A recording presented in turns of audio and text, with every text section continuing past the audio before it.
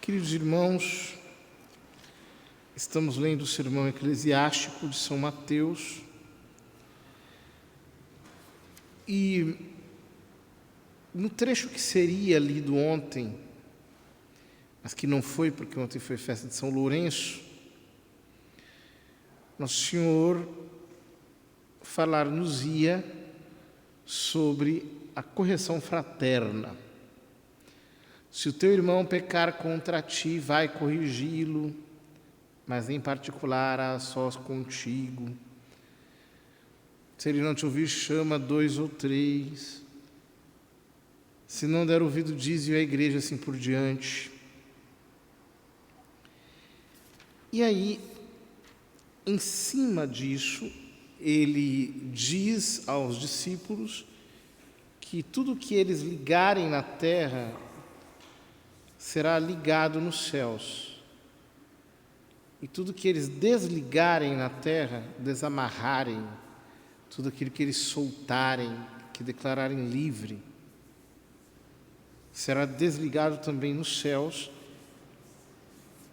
E diz que se 2 ou 3 estiverem de acordo e pedirem algo, isso será concedido, pois onde 2 ou 3 estiverem reunidos em nome dele, ele ali está. Muito bem. Tudo isso Nosso Senhor fala em função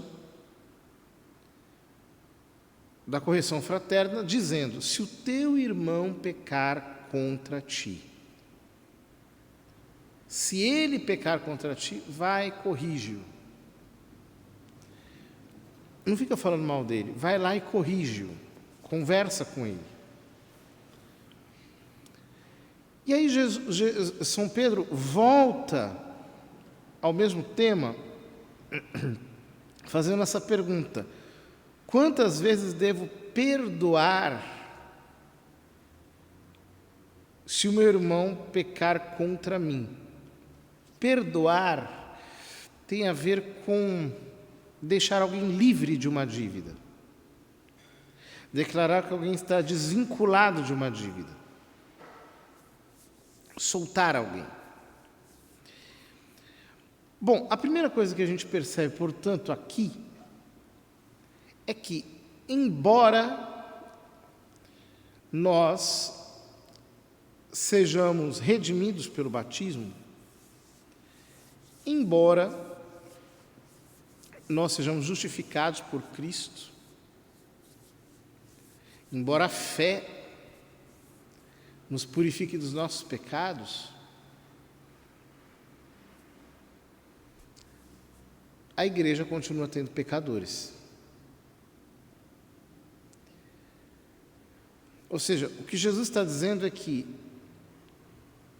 lamentavelmente, nós vamos continuar pecando, nós vamos continuar nos ofendendo, nós vamos continuar cometendo erros uns contra os outros. E nós vamos precisar, na ordem da graça, continuar exercitando o perdão. O que significa que essa ideia de que a igreja deveria ser um lugar de gente assim, santa, impecável, de pessoas que não ofendem. Bom, isso aqui não está no Evangelho, não tem nada a ver com o Evangelho. No Evangelho nós vamos precisar continuar exercendo perdão até o fim da nossa vida. E esse perdão que nós exercemos é um perdão real, ele não é metafórico. Ou seja, Jesus diz: vocês soltam mesmo, vocês desligam mesmo uma pessoa de uma dívida, vocês ao mesmo tempo conseguem amarrar uma pessoa no sentido de que o perdão é verdadeiro, ele não é apenas uma comparação. O perdão tem um poder real de soltar, de desligar, de desvincular, de deixar livre, de liberar alguém. E isso vale para as duas pontas, de um lado e de outro.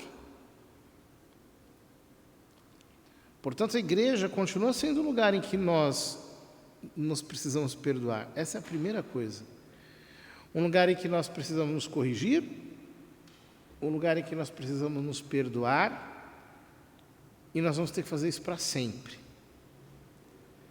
A pergunta de São Pedro é: quantas vezes devo perdoar? Se meu irmão, ele não está falando de um ímpio, ele está falando do irmão, portanto,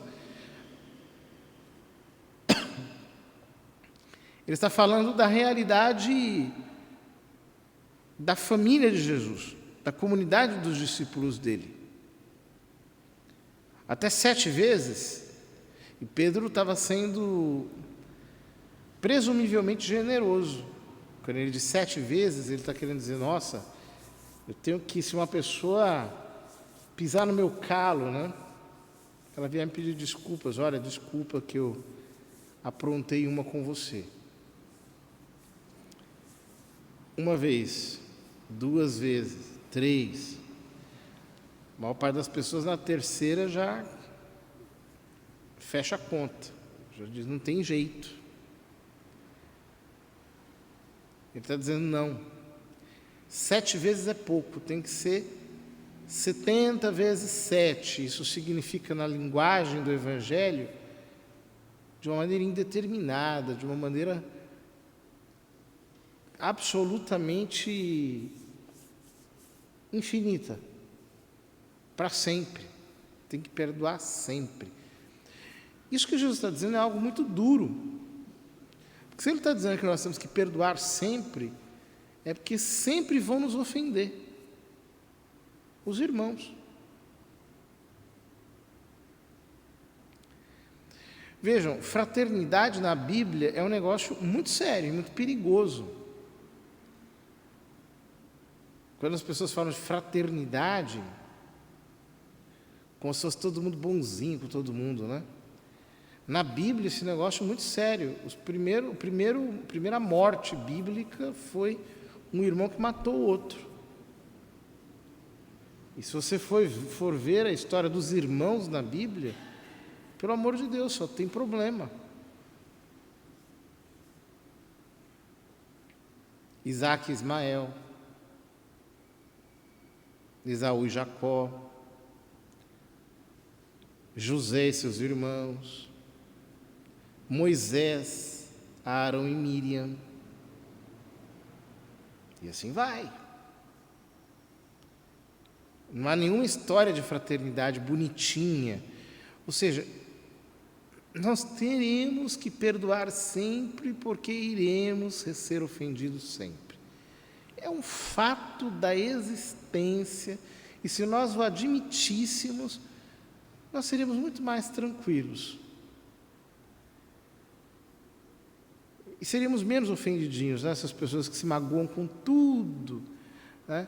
Porque fulano falou uma bobagem, nossa, estou mortalmente magoado, porque uma pessoa me olhou, ou não me olhou, passou por mim e não me viu, e a pessoa fica, tem que fazer terapia, no psicólogo para ser recuperado o trauma de que, por favor, né? Menos. O Evangelho deveria nos fazer ser mais fortes, né? Perdoar é efetivamente resultado de uma consciência. Esse é o sentido último dessa parábola que Jesus está contando aqui. Ele fala de um homem que devia uma fortuna, 300 moedas de prata, uma fortuna praticamente impagável. E aí o patrão o perdoa mesmo, completamente. É um negócio tão generoso que alguém deveria se sentir assim, grato para sempre. Esse mesmo encontra alguém que lhe devia uma quantia irrisória, e aí ele não perdoa. É interessante que o São Mateus coloca na boca do homem a mesma prece que o outro tinha apresentado para que lhe fosse perdoada a dívida. Mas ele não tem misericórdia, ele não perdoa. Por que ele não perdoa? Por um motivo simples. Ele não tinha absorvido suficientemente a ideia de que ele tinha sido perdoado de uma quantia infinita. Ele não tinha percebido isso, no sentido de que só é capaz de tratar alguém que lhe deve uma quantia irrisória com essa falta de misericórdia quem não se sente perdoado verdadeiramente.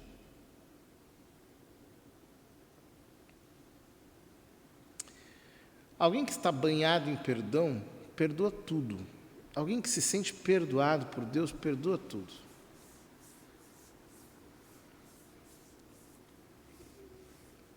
Eu entendo que Deus, ele, diante de mim, ele tem que ser misericordiosíssimo, porque até quando eu vou fazer o bem, aquilo sai ruim. Não tem nenhuma oração que a pessoa faça que ela não se distraia. Até as melhores coisas que nós possamos fazer saem mal feitas e Deus aceita. Até o bem que a gente faz, Deus tem que perdoar. A gente é muito ruim.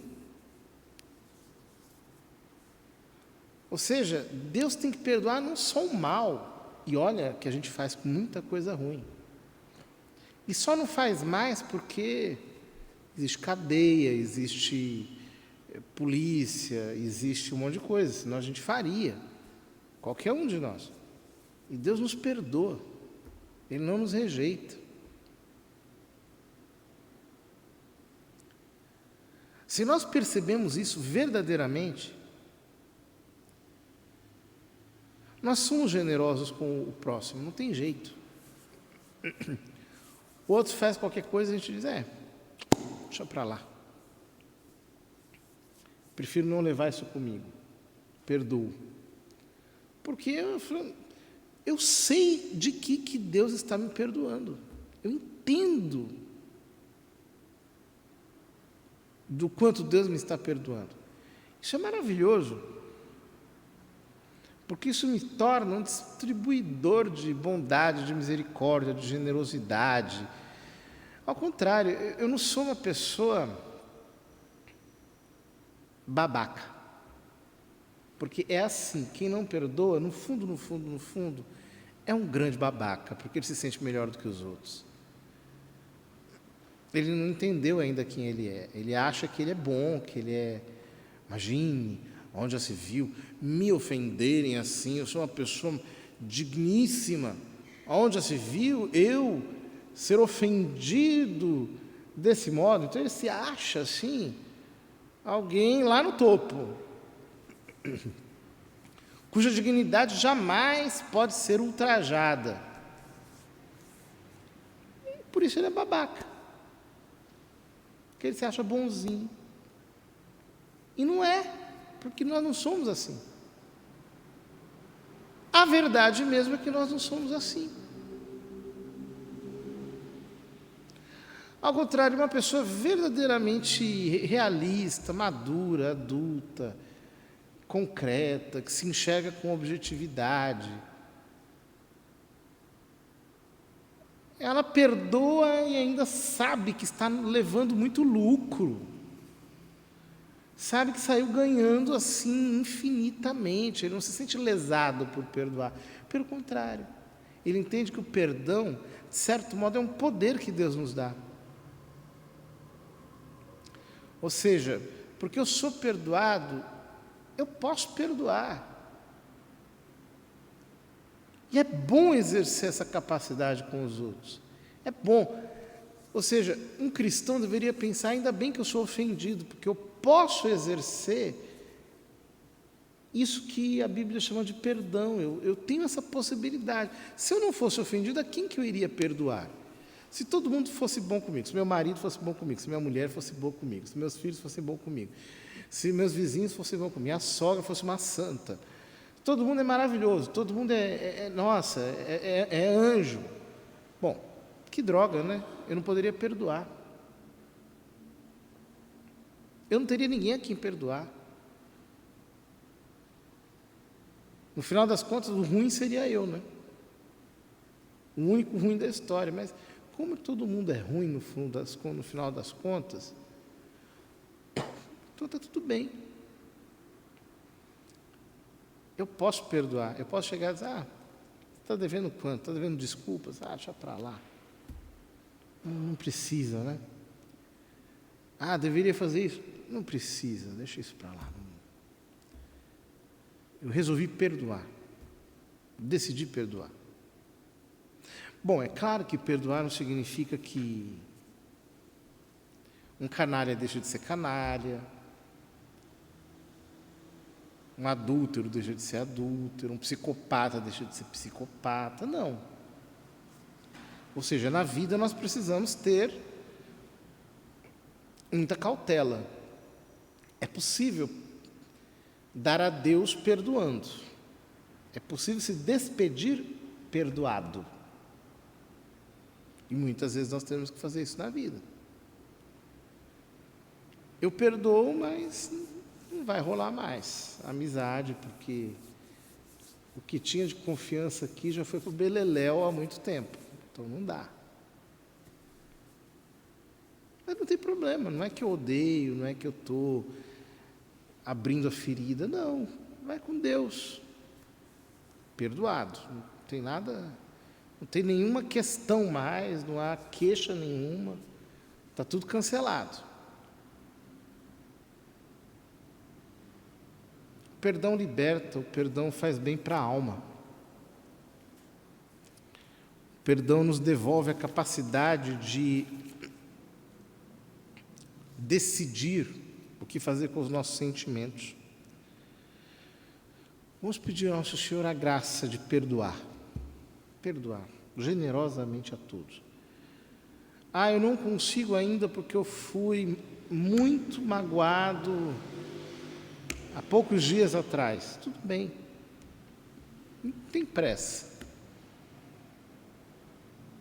Mas vai chegar um momento em que o coração estará suficientemente bem, a hemorragia já vai ter sido estancada, então ele terá capacidade de liberar o perdão de uma maneira serena. Tudo tem o seu tempo. Mas nós temos que perdoar, porque nós não merecemos levar a nossa alma amarga, azeda, cheia de veneno, carregando um montão de agravos que os outros nos fizeram ao longo da vida e que nós resolvemos transformar numa espécie de troféu que nós carregamos por aí. Vamos pedir ao Senhor que nos conceda esse nível, essa categoria interior que vem dele. Uma categoria que é dada simplesmente pelo fato de nós entendermos o quanto Ele é bom conosco, do quanto Ele nos tem perdoado, admitindo com serenidade o fato de que teremos que perdoar até o fim das nossas vidas e que isso é bom. É um poder que nós exercemos em nome de Deus. E assim, o perdão sempre tirará um sorriso dos nossos lábios, porque nós nos sentiremos verdadeiramente identificados com Cristo, que nos perdoa sempre.